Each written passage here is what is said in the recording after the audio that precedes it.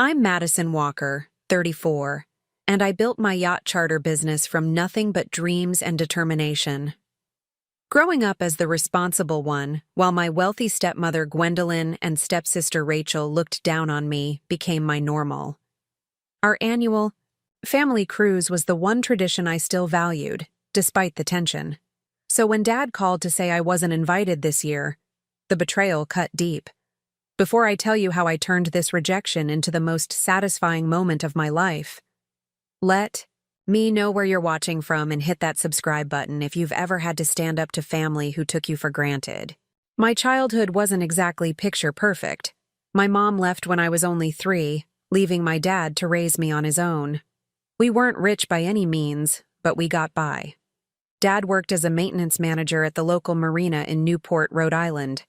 Some of my earliest memories are of tagging along with him to work, watching the boats come and go, feeling the salt spray on my face, and falling in love with everything about the ocean.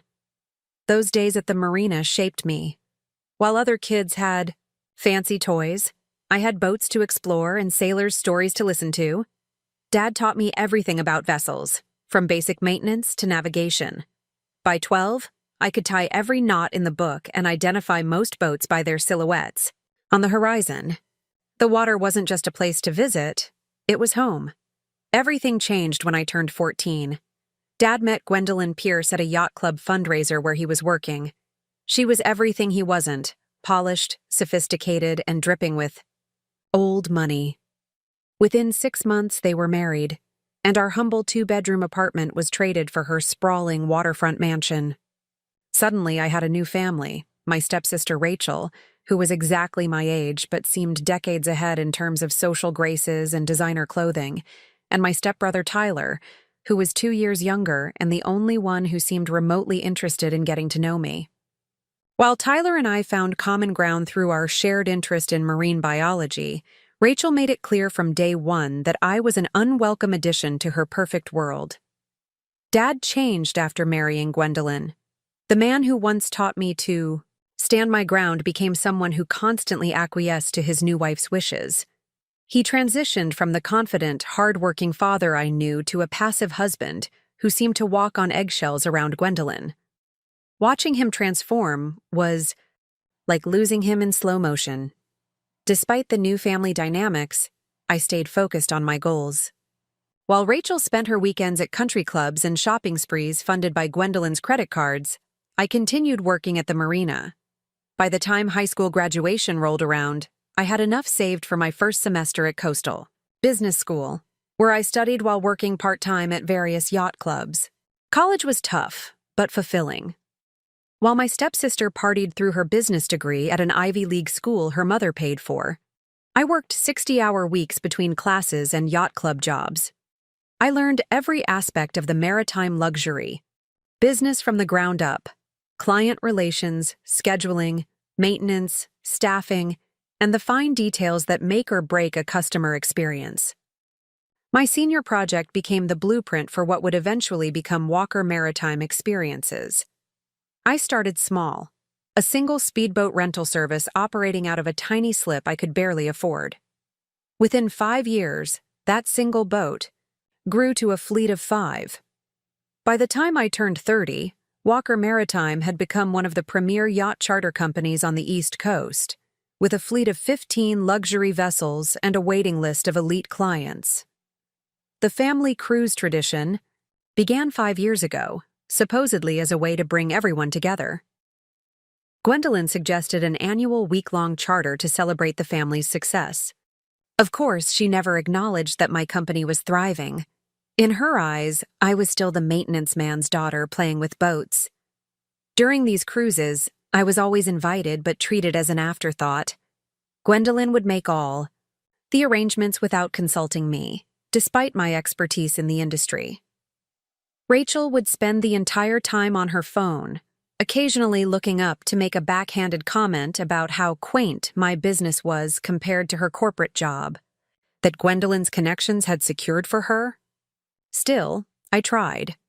Every year, I brought thoughtfully selected gifts for everyone, a rare nautical map for Dad, vintage pearls for Gwendolyn that I spent months tracking down, first edition books for Rachel that aligned with her literary pretensions, and marine photography equipment for Tyler. Meanwhile, my gifts were usually generic, expensive but impersonal items that showed how little they actually knew about me. Despite all this, I continued to help plan these cruises behind the scenes. I'd secretly call the charter companies they booked with to arrange special experiences, sunset dinners, exclusive cove access, premium wine selections, all while letting Gwendolyn take full credit.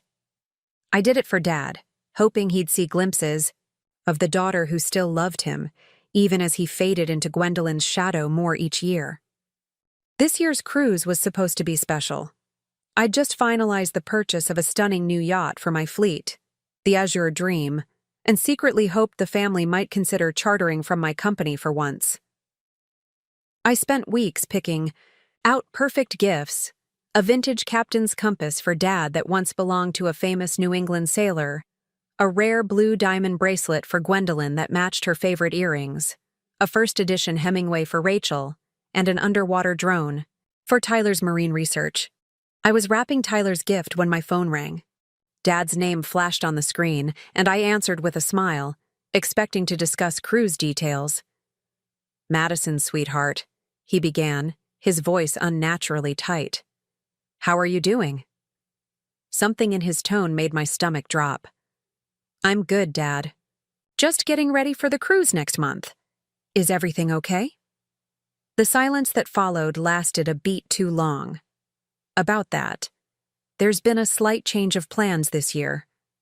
"Change of plans?" I repeated, already knowing whatever came next wouldn't be good. Gwendolyn thought it might be nice to keep things more intimate this year. His words came out rehearsed, as if he'd practiced them. "Intimate?" I echoed, my fingers tightening around the phone. "Yes, well, you know how these yacht charters are. Space considerations and all that," he cleared his throat. "She thought it might be best to focus on immediate family this time around." The words hit like a physical blow. "Immediate family," I repeated flatly. "And I'm not considered immediate family? After 20 years? Madison, please try to understand." His voice dropped to a near whisper. "Gwendolyn and Rachel have planned everything already. They've invited Rachel's new fiancé, Julian, to join us. It's important for Gwendolyn to make a good impression on his family. They're very well connected in Boston." I closed my eyes, a memory surfacing from 3 weeks earlier. We'd had a family dinner at Gwendolyn's insistence. Rachel had spent the entire evening dropping hints about Julian's family wealth, old money from shipping industries. When I mentioned signing a new corporate client, Rachel had smiled thinly and said, "It must be so fulfilling to run a little boat taxi service for the nouveau riche." Gwendolyn had laughed delicately while Dad studied his plate. "So I'm being uninvited because Rachel's embarrassed by me," I said, the pieces falling into place. No, that's not it at all," Dad protested weakly. "It's just timing and space. This year. We'll make it up to you, I promise." "Did you stand up for me at all?" I asked, already knowing the answer. His silence was confirmation enough. "I see," I said, my voice surprisingly steady despite the lump in my throat. "Well, enjoy your cruise." "Madison," he started, but I ended the call. I sat motionless in my apartment, surrounded by carefully wrapped gifts for people who'd just excluded me from what was supposed to be a family tradition. On my coffee table lay photos from previous cruises, forced smiles and tense postures that I'd convinced myself were just bad timing, not indicators of how they really felt about me. After an hour of staring at the wall, I called the one person in the family I thought might give me honest answers. "Tyler? Do you have a minute to talk?" My stepbrother sounded genuinely distressed. "Madison, I just heard. I'm so sorry. This is completely messed up." "What's really going on? Dad gave me some nonsense about space limitations." Tyler sighed, heavily. "It's all Rachel and her stupid fiancé. Julian comes from this super elite family, and Rachel's been exaggerating about our family's status. She told him we've been yacht people for generations. I almost laughed at the irony. And I'm what? The working class embarrassment? Something like that, Tyler admitted reluctantly. Rachel convinced Mom that having you along would expose her lies. She told Julian you run some small boat rental kiosk at the beach, not a successful charter company. The betrayal cut deeper than I expected, and Gwendolyn went along with it. Mom's always been jealous of you, Tyler said quietly. You built something on your own. Rachel's job, her condo, her car. Mom paid for all of it. I think it kills her that you never needed her money. And Dad? I asked, though I already knew. He tried to argue, but you know how he gets around Mom. He just gave in. After hanging up, I sat with my hurt, letting it wash over me in waves. I thought about calling them back, confronting them all, demanding the respect I deserved. But something stopped me. A lifetime of taking the high road had gotten me nowhere with them. Maybe it was time for a different approach. After a restless night, I woke up with a nagging question. Which charter company had they booked this year? In previous years, they'd used different services, always high-end but never the absolute best, which I knew with professional pride was my own company. Pure curiosity drove me to find out who'd gotten their business this time. I called my assistant first. Jessica, can you check if we have any bookings under Pierce, Walker, or possibly Somerset? Somerset was Rachel's fiancé's last name. Let me check, Jessica replied. After a moment, she said, Nothing under those names directly. Want me to check corporate bookings too? Please. It was a long shot, but worth checking. There's a week-long charter booked by Somerset Holdings LLC for next month. 7-day Nantucket to Martha's Vineyard route? That was too coincidental. Can you send me the details? When the booking information appeared in my inbox, my suspicion grew. The dates aligned perfectly with the annual family cruise. Somerset Holdings LLC was likely a shell company Julian's family used. But the real shock came when I saw which vessel they'd booked. The Azure Dream, my newest yacht, my company. They had booked their exclusive family cruise, the one I wasn't good enough to be invited to, through my own company. I called our booking manager immediately. Mark, the Somerset Holdings booking for the Azure Dream next month. Did you handle that personally? Yes, through a high-end concierge service. Very particular client. Requested our finest vessel and specifically asked about the Azure Dream after seeing it featured in Luxury Travel magazine. Did they mention any connection to me? Not at all. Should they have? I laughed, a strange disbelieving sound. No, thank you, Mark. The irony was almost too perfect. Gwendolyn and Rachel had chosen my company because of its stellar reputation in the industry. They'd selected my flagship yacht, the one I'd personally designed with an architect over 18 months, the one featured in magazines and booked, solid for the next 2 years except for the occasional cancellation, and they had no idea. My first instinct was to cancel their reservation immediately. I had every right. We had clauses for that.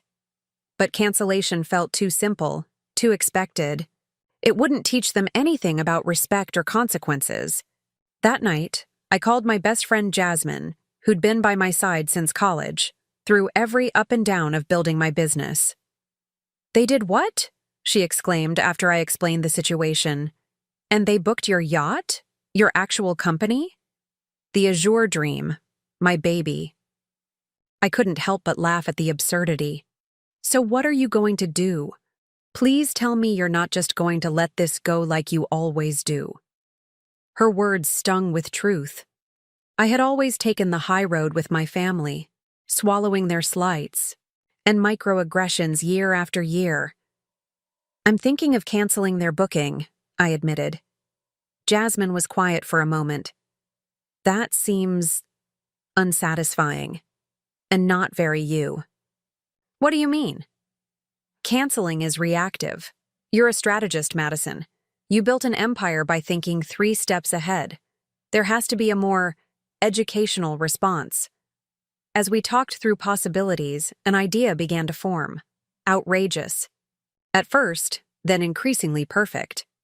By the time we hung up, I was smiling for the first time since Dad's call. This time, I wouldn't just take the high road. I'd own the entire highway.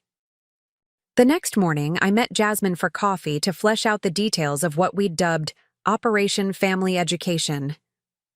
"So you're really going to do this?" Jasmine asked, a mix of concern and excitement in her voice. I nodded, stirring my latte. The Azure Dream needs a captain for that week anyway. Our regular captain, Michael, has been asking for time off to attend his daughter's graduation. I'll just take his place. And they won't recognize you? I smiled. When was the last time? Any of them, except maybe Tyler, really looked at me? Besides, I'll have a new haircut, captain's uniform, and sunglasses. People see what they expect to see. Over the next 3 weeks, I meticulously prepared. I purchased a crisp new captain's uniform, more formal than what I typically wore when occasionally captaining charters. I visited my salon for a shorter, darker hairstyle, dramatic enough to change my appearance but still professional. I practiced speaking in a slightly different cadence, more clipped and authoritative than my natural speech pattern. I met with Giovanni, my executive chef, to plan special menus tailored to what I knew about Julian's preferences based on social media research. Nothing too obvious, I instructed. I want subtle touches that make him feel catered to without understanding why. The most challenging part was meeting with my crew. I gathered the 6 staff members who would be on the Azure Dream for that charter. All longtime employees I trusted implicitly. I need your absolute discretion for this charter, I explained after sharing the situation. They can't know who I am until I choose to reveal it. My first mate, Carlos, who'd been with me since I had only 3 boats, grinned widely. Count us in, boss. These people need to learn who they're dealing with. The night before the cruise, doubt crept in. Was I being petty? Should I just cancel and be done with it? I called Jasmine in a moment of uncertainty. I'm second-guessing everything, I admitted. Madison, she said firmly, these people have dismissed your accomplishments, excluded you from family events, and made you feel less than for years. You're not planning anything mean or destructive. You're simply showing them the truth in a way they can't ignore. That's not petty. That's powerful. Her words steadied me. This wasn't about revenge. It was about respect. The morning of the cruise dawned clear and perfect. 75 degrees with a gentle breeze, ideal for sailing. I arrived at the marina 3 hours early to prepare. The Azure Dream waited at the dock, gleaming white against the blue water. At 145 feet, she was the crown jewel of my fleet, sleek, modern, and luxurious without being gaudy. Her 3 decks included 6 staterooms, a jacuzzi, a gourmet kitchen, and state-of-the-art navigation systems. I'd designed her interior myself, choosing every fabric, fixture, and finish. As I walked through the yacht, checking that everything was perfect, I reminded myself of my boundaries. I wouldn't be cruel. I wouldn't lose my composure. This was about standing my ground professionally and personally. Jasmine arrived an hour before the family was due, bringing me a coffee and a pep talk. You look different, she said, studying my transformation.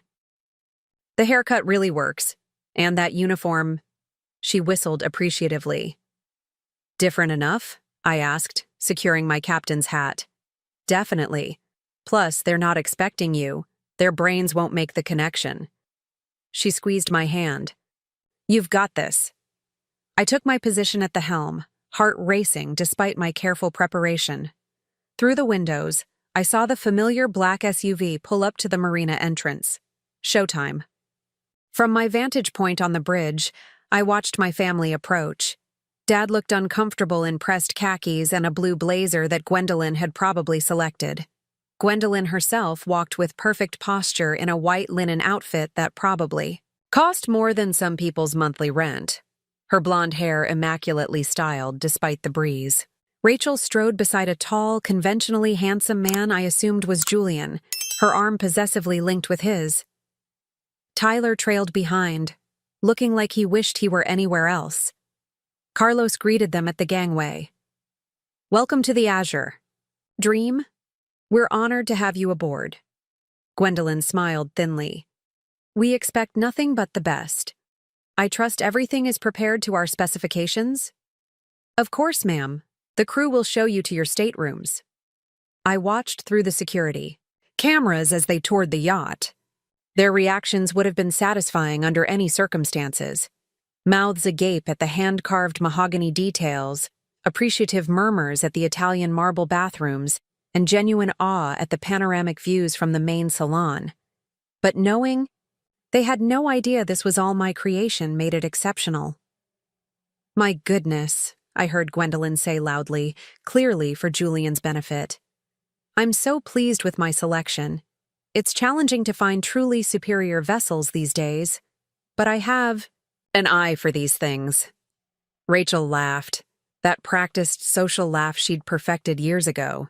"Mom always knows the best of everything. Julian, didn't I tell you? Our family has exacting standards when it comes to yachting." Julian nodded politely, but seemed more interested in the yacht itself than their posturing. "The craftsmanship is remarkable, very tasteful, not ostentatious like so many luxury vessels." I smiled to myself. That had been exactly my design philosophy. Once they were settled, it was time for my entrance. I adjusted my sunglasses, straightened my captain's hat, and descended to the main deck where they had gathered for welcome champagne. "Good afternoon," I said, using the slightly lower, more authoritative voice I'd practiced. "I'm Captain Madison. Welcome aboard the Azure Dream." I saw no flash of recognition in their eyes, just the polite acknowledgement one gives service personnel. Dad squinted slightly, a small furrow between his brows suggesting something seemed familiar. But the moment passed. "I'll be conducting your safety briefing before we depart," I continued, outlining emergency procedures and yacht protocols with professional efficiency. "Your comfort and safety are our highest priorities. If you have any questions or special requests during your voyage, please don't hesitate to ask me or any crew member." Rachel barely looked up from her phone during my briefing. Gwendolyn listened with the patronizing attention of someone who believes they're doing you a favor by acknowledging your existence. Only Julian and Tyler seemed genuinely engaged. "How long have you been a captain?" Julian asked. "I've been on the water my entire life," I answered truthfully. "Professionally captaining for about 12 years now." "Fascinating," Julian replied. "I've always respected maritime professionals. My family's shipping business was built on the expertise of captains and crew." Rachel tugged at his arm. "Darling, let's not bore everyone with business talk. We're here to relax." I excused myself to return to the bridge, hiding my smile. As I navigated the Azure Dream out of the harbor, executing a perfect departure that would have made my teenage self proud, I felt a strange mix of emotions.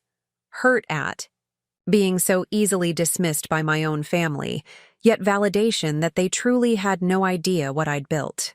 The first meal was served on the aft deck, a gourmet lunch prepared by Giovanni. I stayed mostly out of sight, but occasionally passed through to check on their experience. Each time, they barely acknowledged me, continuing their conversations, as if I were invisible. "The charter company's reputation is well-deserved," I overheard Gwendolyn telling Julian. "Although one expects excellence at these prices." "Speaking of which," Julian replied, "I'm curious about the ownership structure of this company. It's extraordinarily well run." Rachel quickly interjected, "Let's not discuss business matters on vacation, darling. It's so dreary." Later, while passing the lower deck, I overheard Rachel and Gwendolyn talking in hushed tones. "Can you imagine Madison here?" Rachel laughed softly. "She'd probably be asking the crew about engine specifications or something equally tedious." "It's better this way," Gwendolyn replied. "Julian seems quite impressed." No need to remind him, Of your stepsister's little boat rental business. I gripped the railing tightly, their words confirming everything Tyler had told me. But instead of the anger I expected to feel, I found myself oddly calm. Tomorrow would come soon enough. The second day brought perfect weather, clear skies with just enough breeze for comfortable sailing. I navigated to a secluded cove known for its crystal-clear waters and dramatic cliffs, accessible only to those with local knowledge and smaller vessels. It was one of my favorite spots on the coast, a place I'd discovered years ago and rarely shared with charter clients. The family lounged on the sun deck, Gwendolyn and Rachel positioned for maximum sunbathing efficiency while Dad and Julian discussed golf. Tyler had spent the morning with a marine biology book, occasionally asking passing crew members questions about local sea life. At noon, Carlos announced lunch would be served on the main deck. Giovanni had outdone himself with a seafood spread, featuring local catches prepared with Mediterranean influences. As they gathered around the table, I decided the moment had come. I approached the table without my sunglasses, hat respectfully removed as a captain should when addressing guests directly. "I hope everything is to your satisfaction," I said, in my natural voice. "I selected this cove especially for our voyage today." Dad looked up first, a forkful of sea bass halfway to his mouth. His eyes widened, the fork clattering to his plate. "Madison?" Gwendolyn turned sharply, her composed facade cracking for perhaps the first time in our 20-year acquaintance. The crystal wine glass in her hand tilted dangerously, red liquid sloshing over the rim onto the immaculate tablecloth. Rachel's reaction was the most dramatic. Her face drained of color so completely that for a moment I worried she might faint. What are you doing here?" she stammered. I smiled calmly. "Surprised to see me on the family cruise?" Julian looked between us all, confusion evident. "I'm sorry, what's happening? Do you all know the captain?" "She's not the captain," Rachel blurted. "She's my stepsister, the one who works at the marina." The last words came out weakly, her lie exposed in real time. "Actually," I corrected gently, "I am indeed the captain, and the owner, of this yacht and the entire charter company you're currently enjoying." The silence that followed was absolute. Even the seagulls seemed to pause their cries. "That's not possible," Gwendolyn finally said, her voice brittle. "This is a multi-million dollar vessel." "Yes, it is," I agreed. "The Azure Dream is the flagship of Walker Maritime Experiences, my company. The same company you selected for your intimate family cruise, the one I wasn't quite family enough to be invited to." Tyler's sudden laughter broke the tension. "This is the greatest thing I've ever seen," he declared, not bothering to hide his delight. Dad stood up unsteadily. "Madison, I can explain." "There's no need," I interrupted, maintaining my composure. "I understand exactly what happened. Rachel needed to impress Julian's family, and my presence as the working-class stepsister who runs a little boat rental kiosk would have exposed her pretensions." Julian's head swiveled toward Rachel. "You said your stepsister worked at a rental booth at the beach. This is her company? The one that was featured in Forbes last quarter?" Another silence fell over the table. "What none of you bothered to learn," I continued calmly, "is that I built this company from nothing. No family connections, no inherited wealth, no shortcuts. Just hard work, vision, and perseverance. Values Dad taught me before he forgot. Them himself." Dad flinched as if I'd slapped him. "I don't expect apologies," I said. "This isn't about making you feel bad. It's about standing up for myself after years of being treated as less than, despite my accomplishments. It's about refusing to be uninvited from my own family because I might embarrass you with my success." Gwendolyn attempted to regain control. "This is highly unprofessional. We contracted for a private charter, not a family therapy session." "Actually," I replied, "as owner, I have the right to captain any vessel in my fleet. All services you contracted for will be provided at the exceptional standard Walker Maritime is known for. The only difference is that now you know exactly who's providing them." Rachel stood abruptly. "This is ridiculous. I'm going to my room." "By all means," I said. "Though there's nowhere else to go on a yacht in the middle of a private cove. Perhaps you could swim to shore? It's only about 2 miles. Tyler's snort of laughter earned him a glare from his sister and mother. Julian cleared his throat. "I think I need to better understand what's happening here." He turned to Rachel. "You told me your stepsister was some sort of beach attendant. Why would you misrepresent her success?" Rachel stammered, unable to formulate a convincing lie. "And sir," Julian continued, addressing my father, "you allowed your daughter to be excluded from a family event on a yacht that she owns? I must say, my family values loyalty and honesty above all. This situation is concerning." It was the first time I'd seen Dad stand up to Gwendolyn in years. "You're right," he said quietly. "What we did was wrong. I've been wrong for a very long time." Gwendolyn attempted damage control. "We simply wanted a quiet cruise this year. Madison is so busy with her business. We thought she wouldn't have time. Yet somehow I managed to clear my schedule to captain this voyage," I pointed out. "Interesting how that worked out." For the remainder of lunch, an uneasy truce prevailed. But the dynamic had irrevocably shifted. The truth was out, and no amount of social maneuvering could stuff it back into the box of family secrets where it had lived for so long. The final day of the cruise brought unexpected developments. As the Azure Dream cut through calm morning waters, Dad asked if we could speak privately. On the forward deck, away from the others, he struggled to meet my eyes. "I've failed you," he said finally. "Not just with this cruise, but for years. Watching you handle this situation with such grace and strength, it reminded me of who you've always been, and who I used to be." "Why did you stop standing up for me?" I asked, the question I'd wanted to ask for 2 decades. He sighed heavily. "After your mother left, I was so afraid of being alone. When I met Gwendolyn, she represented security, stability. I convinced myself that compromising was necessary to keep the peace. Eventually, compromising became surrendering. I surrendered my backbone, my values, and worst of all, my relationship with my daughter. I needed my dad," I said simply. "Not someone who would throw me under the bus to please his new wife." "I know," he nodded, tears in his eyes. "I can't undo the past, Madison, but I can promise to do better going forward, if you'll give me the chance." I didn't offer immediate forgiveness.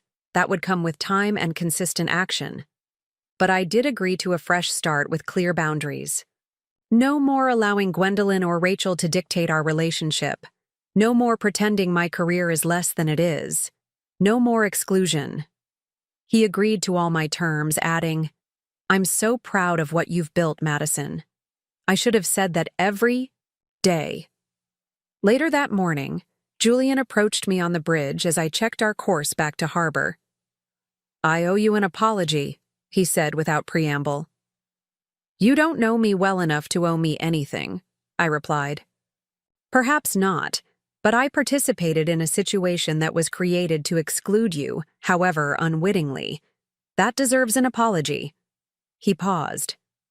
"For what it's worth, I'm impressed not just by your business, but by how you handled this situation.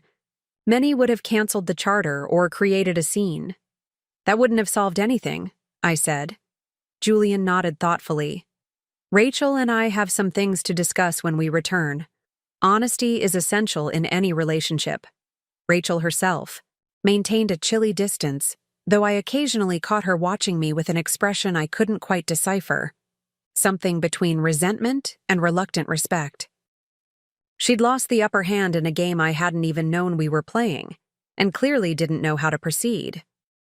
Gwendolyn, ever the social strategist, eventually approached with a stiff acknowledgement of the situation. Your company provides excellent service, she offered, which was as close to a compliment as I'd ever received from her. Perhaps we misjudged the scope of your enterprise. I simply thanked her for choosing Walker Maritime, as I would any client. The most surprising development came from Tyler, who sought me out during our final evening at sea. "You're my hero," he declared, leaning against the railing beside me as we watched the sunset. "What you did took serious courage." "I just showed them the truth," I said. "That's the hardest thing to show people who've built their lives around convenient fictions," Tyler replied with unexpected wisdom. "Listen, I've been thinking about my future. My marine biology degree isn't doing much good at the investment firm Mom pushed me into. Any chance your company needs someone who knows their way around marine ecosystems?" I smiled at my stepbrother, the one family member who'd always seen me clearly. "I might have a position for the right candidate. Send me your resume when we get back." As the Azure Dream docked the following morning, I felt a curious lightness. Something had shifted, not just in my family's perception of me, but in how I viewed myself. For years, I'd sought their approval while telling myself I didn't need it. Now, standing in my truth, I realized I truly didn't.